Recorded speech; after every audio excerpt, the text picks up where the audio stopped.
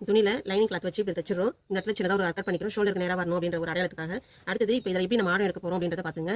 இந்த shoulder join பண்ணுறது ரெண்டு பீஸையும் ஒன்றா கரெக்டாக வச்சிடணும். இப்படி நவுந்திருந்ததுனாக்கா மாறி வந்துடும் உங்களுக்கு ஆரம் எடுக்குது.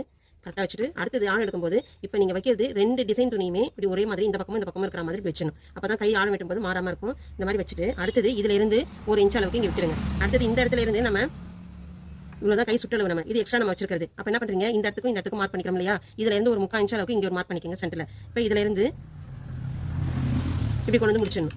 ஒரு பக்கம் மட்டும் எடுக்கணும். இப்போ இது ஒரு கை 2 கையிலையுமே ஒரு சைடில் மட்டும் ஆரம் எடுக்கணும். ஆரம் எடுத்துட்டு இந்த இடத்துல ஒரு அட்டாச் பண்ணிக்கோங்க. ஆரம் எடுத்துருக்கிறோம் அப்படின்ற ஒரு அடையாளத்துக்காக.